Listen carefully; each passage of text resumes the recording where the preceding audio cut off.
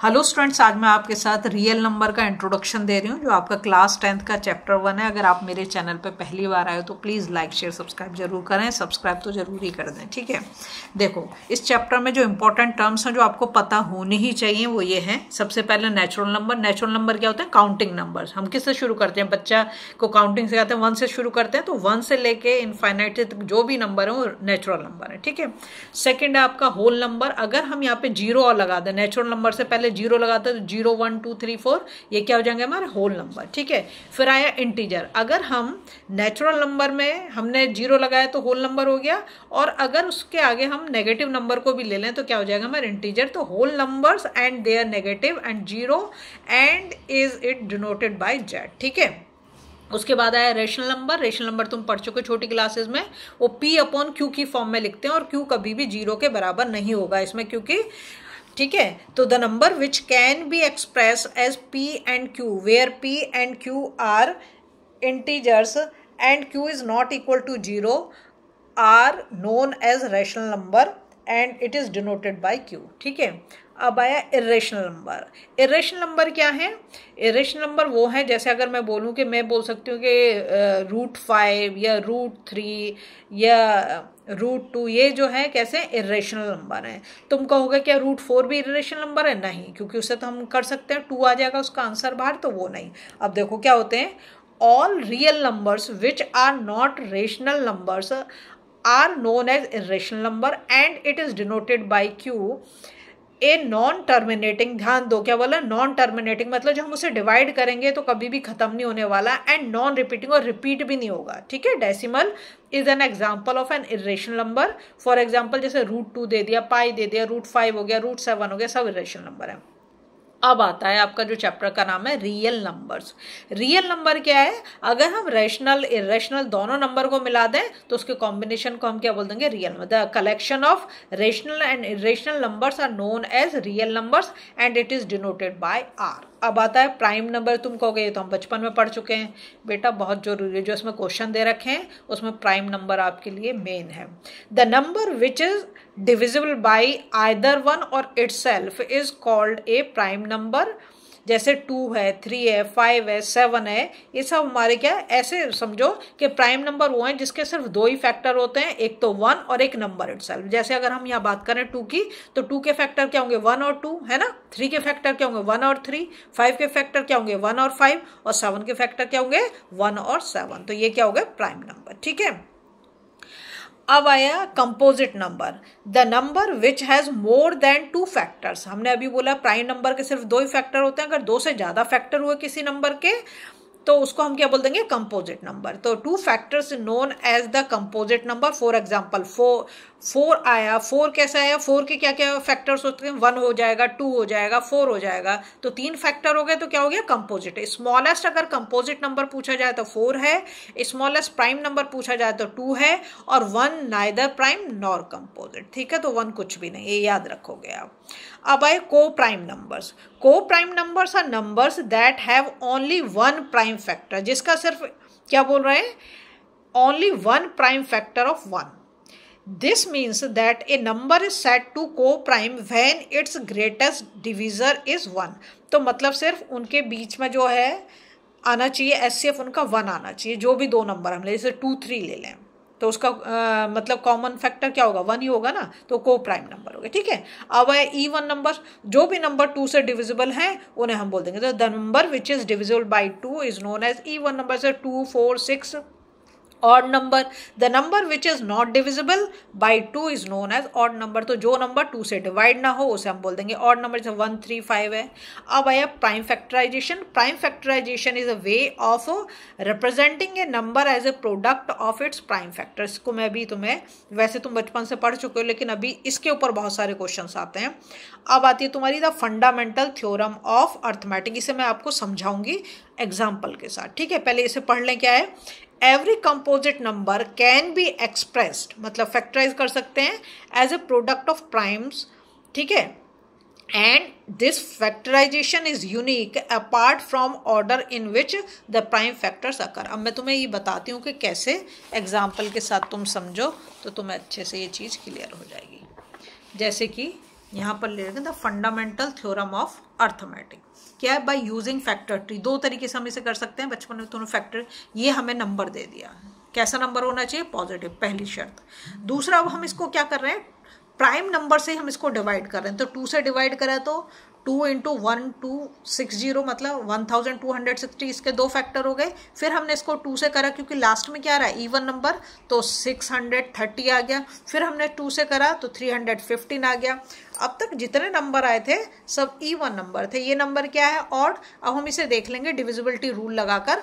तो ये देखो 5 + 1 कितना हो गया? 6, 6 + 3 9। ये डिविजिबिलिटी रूल लगाया मैंने 3 का, तो 3 से हो गया, 3 से कर दिया 105। इसके बाद 3 से इसको करा तो ये आ गया हमारा 35। फिर 5 7, तो 5 7 3 2 ये सब क्या है? Prime number. तो ये हमने कर दिया इसका प्राइम फैक्टराइजेशन। ये रहा 2 × 2 × 2 × 3 × 3 × 5 × 7।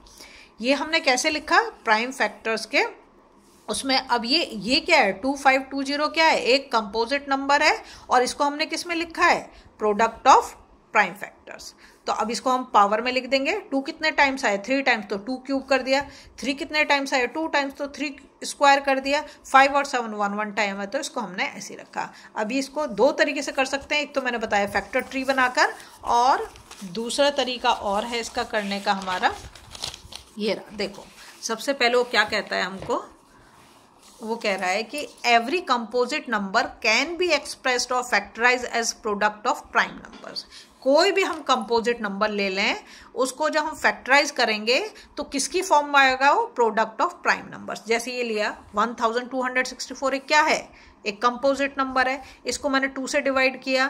2 से डिवाइड करते करते लास्ट में 79 एक प्राइम नंबर है, इसको हमने करा 1 आ गया। जब हम इसके फैक्टर्स लिखेंगे, कैसे लिखेंगे? 2 × 2 × 2 × 2 × 79, 2 की power 4।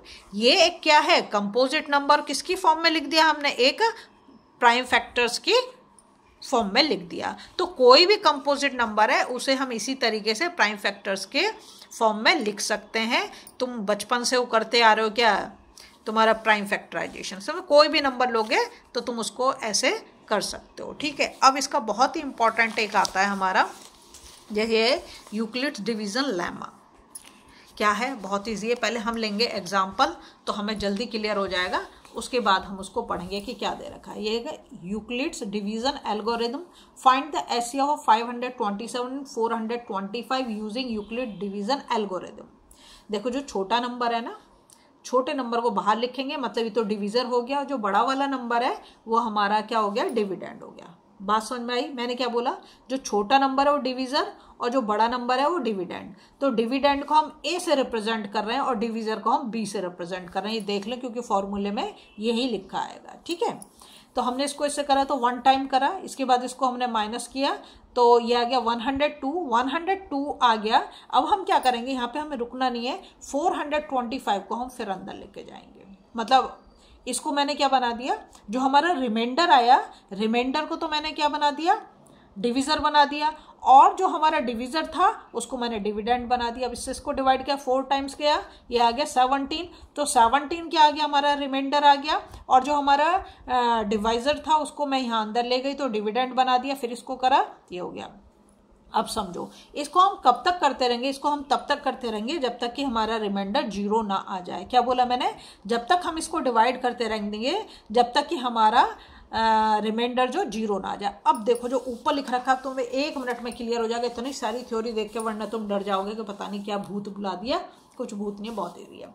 Euclid's division lemma. Given any 2 positive integers, यहाँ मैंने 2 पॉजिटिव इंटीजर्स लिए, 425 और 527। ठीक है। इसमें ए क्या है और बी क्या है? ए इसमें है 527 जो हमारा डिविडेंड है, और बी क्या है? हमारा division 425। Clear? There exist unique integers Q and R। Q क्या है हमारा? Q हो गया हमारा, ये जो हमारा क्वोशंट है वो हमारा Q हो गया, और जो हमारा रिमाइंडर है वो हमारा R हो गया। समझ में आया? Q क्या हो गया? हमारा क्वोशंट, और जो हमारा रिमाइंडर है वो क्या हो गया? हमारा R। Satisfy A = BQ + R। ये इक्वेशन को सेटिस्फाई करना चाहिए। अभी मैं तुम्हें समझाऊंगी आगे कैसे करोगे। ठीक है। और जो हमारा रिमाइंडर है, रिमाइंडर हमारा हमेशा जो है 0 आना चाहिए। 0 नहीं आ रहा तो 0 से मतलब जी बड़ा हो सकता है, लेकिन वो कभी भी बी से बड़ा नहीं हो सकता, बी से बड़ा कभी भी नहीं हो सकता, ठीक है। R is always smaller than B. अब देखो इसको एग्जाम्पल यहाँ पे देखा है, क्या क्या क्या चीज़ें ये मैंने तुम्हें बता दिया। ए क्या हमारा डिविडेंड, बी क्या हमारा डिविजर, क्यू क्या हमारा कोशेंट और आर क्या हमारा रिमाइंडर, ठीक है। ये मैंने तुम्हें समझा दिया। अब देखो इसके इक्वेशन कैसे बनाओगे तुम। हमारा फॉर्मूला आता है a is equal to b q plus r, correct. अब देखो क्या कर रहा है मैंने, यहाँ पर देखो ए हमारा हो गया डिविडेंड, यहाँ पे लिखा 527, बी हो गया हमारा डिविजर 425, क्यू हमारा ये हो गया इंटू 1 और प्लस रिमाइंडर क्या है 102, एक हो गया। दूसरी इक्वेशन देखो, अब हमारा डिविडेंड क्या बन गया 425, तो मैंने यहाँ लिखा 425, हमारा जो डिविजर क्या 102, तो ये हो गया 102 और ये क्या हमारा इंटू 4 और हमारा जो रिमाइंडर क्या आ गया 17, तो हमने यहाँ 17 कर दिया। अब थर्ड इक्वेशन देखो, डिविडेंड क्या हो गया 102 और डिविजर क्या हो गया 17 और कोशेंट क्या हो गया 6 प्लस 0, रिमाइंडर 0 आता ही हमें ख़त्म कर देना, मतलब उसके बाद तो तुम कर ही नहीं पाओगे। समझ में आया। तो ये हमने बना दी, ये हमारे यूक्लिड डिवीजन एल्गोरिथम है। और इसी से हम क्या निकाल सकते हैं एचसीएफ। एचसीएफ इसको मत बना देना, एचसीएफ हमेशा ये होगा, ये वाला हमारा एचसीएफ होगा। तो यहाँ फिर इन दोनों नंबर का एचसीएफ लिख दिया, इस मेथड से हम एचसीएफ निकाल सकते हैं, ठीक है। अब देखो यही चीज यहाँ पे, here the integer Q is called the quotient, मैंने बता दिया आपको, बी डिविजर ये भी बता दिया, आर रिमाइंडर एंड डिविडेंड, ए क्या है डिविडेंड बता दिया। It is basically is restatement of long division process and is stated for positive integers only, सिर्फ पॉजिटिव इंटीजर के लिए ही काम करेगा, ठीक है।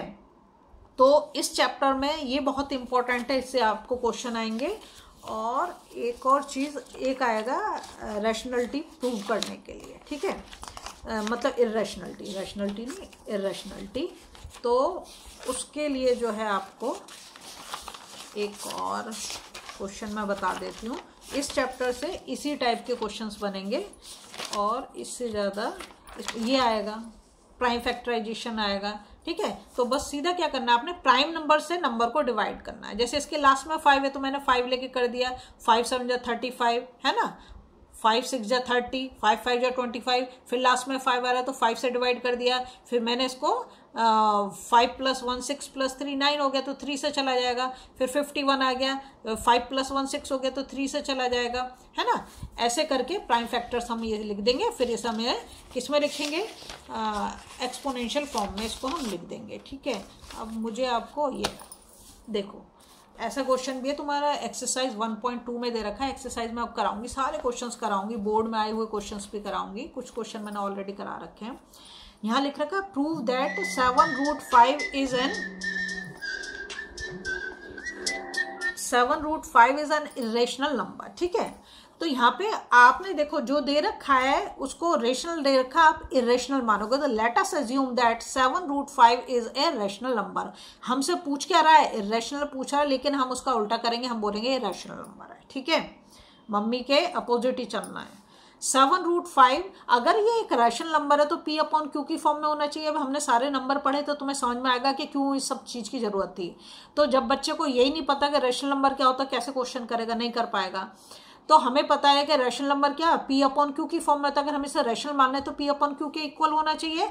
और P एंड Q आर को प्राइम भी तुम्हें समझाया है। को प्राइम क्या, जिनका HCF 1 होना चाहिए, ठीक है। तो यहाँ हो गया P एंड Q आर को प्राइम नंबर्स, ठीक है। अब P and Q are integers, P and Q क्या इंटीजर्स और HCF इनका कितना 1 और Q कभी भी 0 नहीं हो सकता, करेक्ट। अब क्या करेंगे 7/5 = P/Q करा, यहाँ पर सिर्फ रूट वाले नंबर को रहने दो, बाकी ये जो है यहाँ पर ये मल्टीप्लिकेशन में तो दूसरी साइड जाकर डिवीजन में चला जाएगा।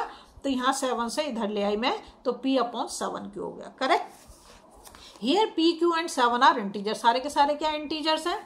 अब P/7Q is a rational number, क्योंकि तो P/Q की फॉर्म में, तो ये तो एक रेशनल नंबर है। और √5 क्या हम बहुत अच्छे से जानते हैं, √5 एक इरेशनल नंबर है। क्या कोई इरेशनल नंबर रेशनल नंबर के इक्वल हो सकता है, बिल्कुल भी नहीं हो सकता, नहीं हो सकता ना।